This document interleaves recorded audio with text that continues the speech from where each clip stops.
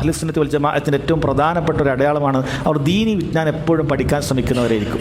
കാരണം ആ ദീനി വിജ്ഞാനത്തിലൂടെയാണ് അവർക്ക് അള്ളാഹു സുബ്ഹാനഹു വ തആലയെ ശരിയാവണ്ണം ഇബാദത്ത് ചെയ്യാൻ സാധിക്കുന്നത്.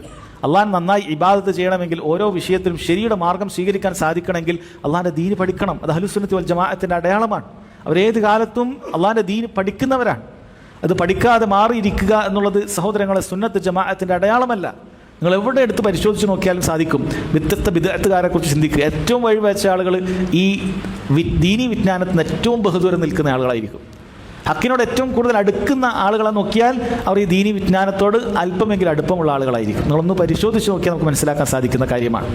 എത്രത്തോളം ദീന് പഠിക്കുന്നതിൽ നിന്ന്, ഖുർആൻ പഠിക്കുന്നതിൽ നിന്ന്, ഹദീസുകൾ പഠിക്കുന്നതിൽ നിന്ന് ആളുകൾ അകലുന്നുവോ അത്രയും താഴെയായിരിക്കും അവൻ്റെ സ്ഥാനം. അഹ്ലുസുന്നത്ത് വൽ ജമാഅത്തിനോട് ബഹുദൂരം അകലെയായിരിക്കും അവൻ്റെ സ്ഥാനം ഉണ്ടാകുക. അവൻ എത്രത്തോളം ദീന് പഠിക്കുന്നുവോ, എത്രത്തോളം ഹദീസുകൾ പഠിക്കുന്നുവോ, അവൻ അത്രത്തോളം സഹോദരങ്ങളെ അവൻ അഹ്ലുസുന്നത്ത് വൽ ജമാഅത്തിലേക്ക് അടുത്തു വരുന്നത് കാണാൻ സാധിക്കും. അത് അവരുടെ ഒരു പ്രധാനപ്പെട്ട അടയാളമാണ്, എപ്പോഴും ദീന് പഠിക്കുക എന്നുള്ളത്. കാരണം ഇബാദത്തുകൾ നന്നാക്കേണ്ടതുണ്ട്, അള്ളാഹുലേക്ക് അടുക്കേണ്ടതുണ്ട്, ഹക്കും ബാത്തിലും വേർതിരിച്ച് മനസ്സിലാക്കേണ്ടതുണ്ട്. ഇതെല്ലാം ദീനി വിജ്ഞാനത്തിലൂടെ അല്ലാതെ അവർക്ക് സാധിക്കുകയില്ല എന്നുള്ളത് കൊണ്ടാണ്.